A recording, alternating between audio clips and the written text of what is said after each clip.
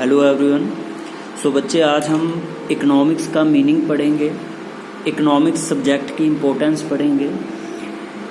सो बच्चे, सबसे पहले मैं आपको ये बता दूं कि +1 कॉमर्स और +2 कॉमर्स में 3 सब्जेक्ट आपके बहुत ज़्यादा इम्पोर्टेंट होते हैं, जिसमें सबसे पहले है अकाउंट्स, फिर आता है इकोनॉमिक्स और तीसरे नंबर पे है बिजनेस स्टडी। इकोनॉमिक्स सब्जेक्ट काफ़ी इम्पोर्टेंट सब्जेक्ट है, प्रैक्टिकल सब्जेक्ट है, रियलिस्टिक सब्जेक्ट है, हमारी लाइफ से जुड़ा हुआ एक सब्जेक्ट है।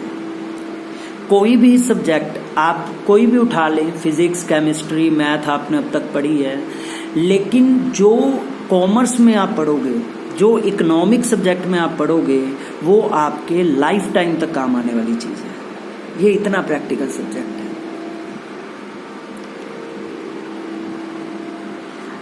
बच्चा जब पैदा होता है तो उसके पैरेलल ये सब्जेक्ट अपना काम करना शुरू कर देते हैं और आदमी के मरते टाइम तक इकोनॉमिक्स चलती है। आप रियल लाइफ में जो कुछ भी देखते हो, जो कुछ भी सुनते हो, वो सब इकोनॉमिक्स का ही पार्ट है। मार्केट में जब आप जाते हो तो जो कुछ भी आप देख रहे हो, प्रोड्यूसर कैसे काम कर रहा है, सेलर कैसे अपने प्रोडक्ट को बेच रहा है, और आप किस तरह से, किस पैटर्न से चीज़ों को खरीद रहे हो, कंज्यूमर किस तरह से बिहेव कर रहा है, ये सब चीज़ें इकोनॉमिक्स का पार्ट है।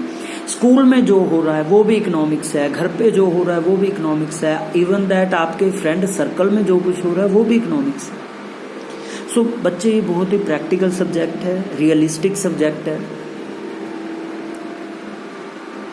ये आपके लाइफ टाइम तक काम आने वाला सब्जेक्ट है।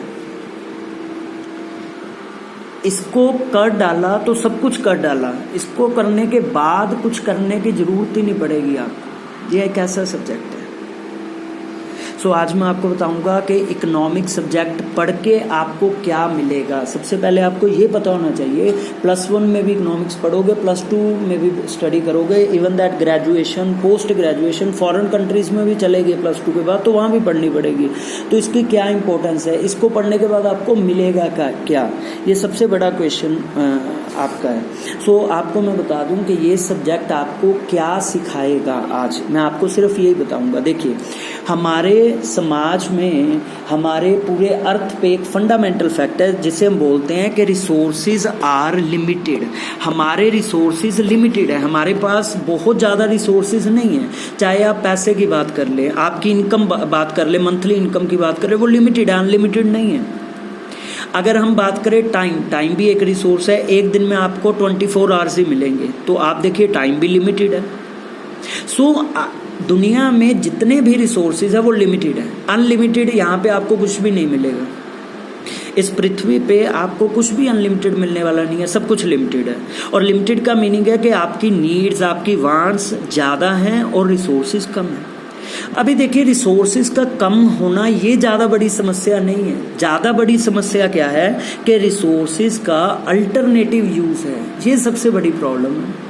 फॉर एग्जाम्पल, जैसे मैंने आपको एग्जाम्पल दिया है कि एक दिन में आपके पास 24 घंटे हैं, तो 24 घंटे आपके पास लिमिटेड रिसोर्स है एक दिन में। अगर आपने इस 24 घंटे में सिर्फ एक काम ही करना हो तो कोई प्रॉब्लम नहीं है, लेकिन आपने इस 24 घंटे में बहुत सारे काम करने हैं। इसके अल्टरनेटिव यूज़ है।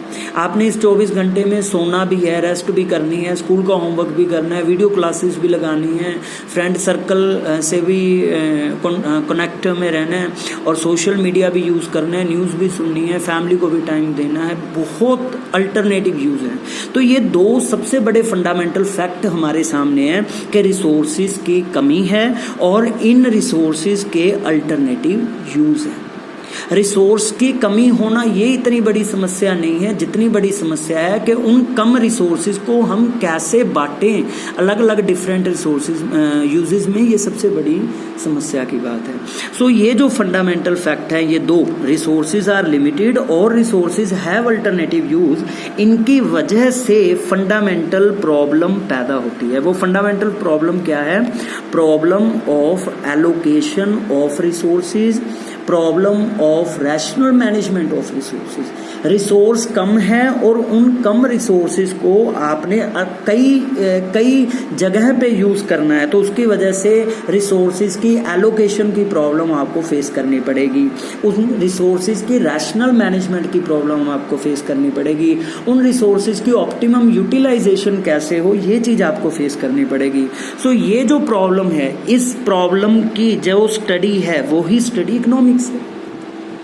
सो बड़ा सिंपल है इकोनॉमिक्स। सो इकोनॉमिक्स को अगर मैं कंक्लूड करूं तो मैं ये कह सकता हूं कि जब आप इकोनॉमिक्स सब्जेक्ट को पढ़ लोगे तो आपको ये बात की क्लैरिटी हो जाएगी कि जिन रिसोर्सेज की आपके पास कमी है उन रिसोर्सेज को अच्छे से अच्छे ढंग से उनका ऑप्टिमम यूटिलाइज कैसे करना है ताकि उनसे हम ज़्यादा से ज़्यादा सेटिस्फैक्शन ले सकें।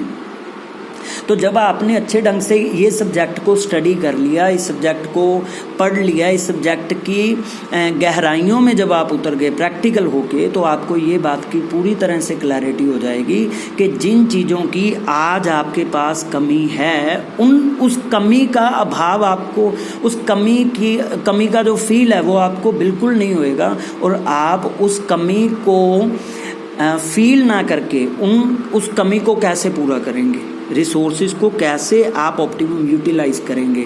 तो यही इकोनॉमिक्स है जो आपको सिखाएगी। सो नेक्स्ट वीडियो में हम पढ़ेंगे टाइप्स ऑफ इकोनॉमिक्स, के इकोनॉमिक्स भी कई तरह की होती है। थैंक्स।